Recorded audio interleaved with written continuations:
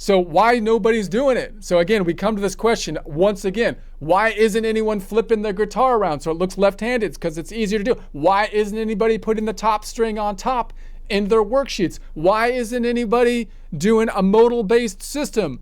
So what is that? Why isn't anybody using Excel if it's the best thing ever? I'm going to come up with my best explanations. One might be that it's a business tool. So it's got basically this idea of, well, I'm going to work with Bill Gates's thing or something. That guy's the billionaire or something like that. Or I don't know.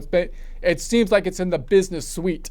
So if people if you're in a university, there's some tension oftentimes between the departments, right? You've got the English department, which are like, we are the real masters of knowledge because we know the classic literature, which is actually the secret key to everything. And then the science people are like, whatever, we know science because science is like how the world really works. And then the music people are like, dude, you guys are all lame because we're aesthetically the place to be. And if the aesthetic people and the music are using the tools that the business people are using, then it's like they're not different, you know? I think that might be part of the reason, right? It's got a business tent towards it, so people actually don't like the spreadsheet, even though it clearly maps onto the fretboard basically one-to-one, and even though a lot of the charts that are being constructed now being put in PDF files are built from either Excel or database programs, which is basically Excel on steroids. Anyways, musicians associate Excel with accounting and data. See, I'm an accountant and a musician. Well, you know, I try in both fields. But in any case, but I get it. So you know, most musicians don't want to be known as accountants. I get that. But you got to get over it in some things, right? You got to accept that it's the best tool. Music schools and teachers haven't embraced the tool because it's not marketed for music. So again, if your job as a university is in part to get money from the government, from grants and whatnot, as a not-for-profit, and from donors, and to get money and to promote the publishers, then doing the work in like Excel isn't getting it done, right? The government and the donors are like, I could do Excel myself. And then the publishers are like, anybody can do Excel. You need to use our database program. See, but Excel works. So don't listen to them. Lack of vision or training. So most music educators aren't trained in spreadsheet logic.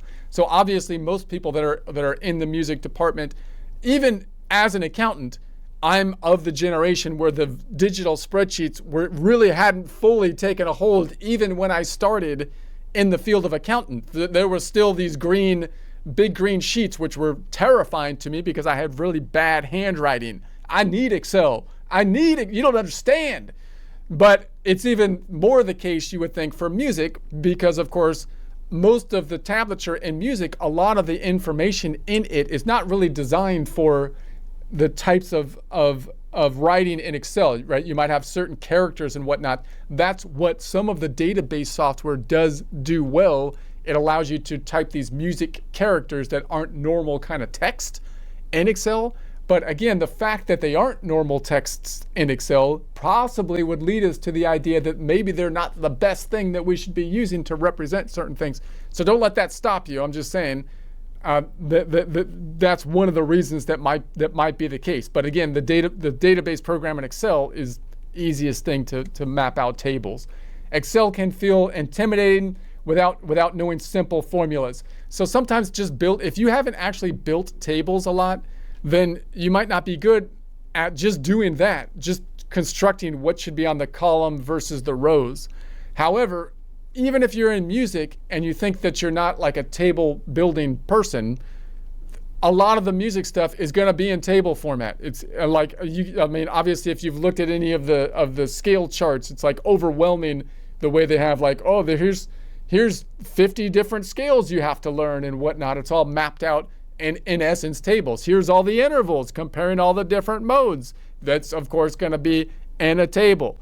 So we're going to need to know the tables. You might as well be able to build the table, because when you can build the table, you can visualize the table and therefore read the table better. So legacy, tools, and mindset. Why nobody's doing it? Because music education is still built on static notation, printed theory books, fixed diagrams, and memorization. So I guarantee you that a lot of, like, if you're in a high-end like music school, and for guitar, you're most likely going to be dealing with tools that you're going to say, hey, look, that's like antiquated. Right? You got PDF files. They're not even PDF files. They're printing things out on they might as well have sheepskin hides that they pulled out and they rolled the scroll out. This isn't. I'm not looking at ancient literature that I'm like, should be so.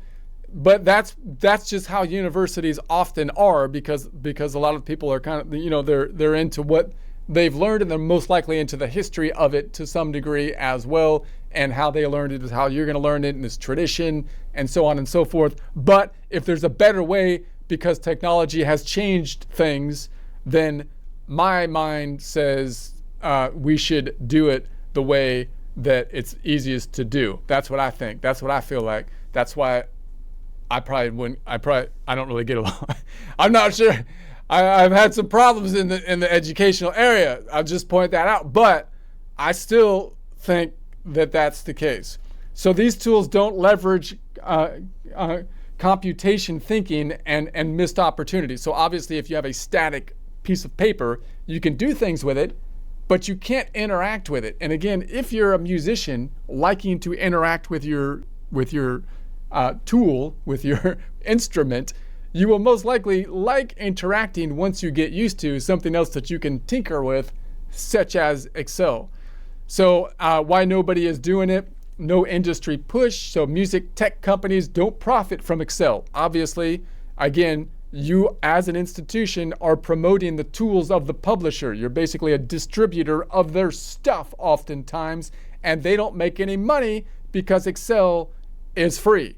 So that's so instead, not totally free, but it's universal. Instead, they push proprietary apps or tools that don't match Excel's flexibility. So they try to tell you this is better, but it's not. It's just that's proprietary, and Excel is not proprietary. It's for free. It's for everyone. It's universal.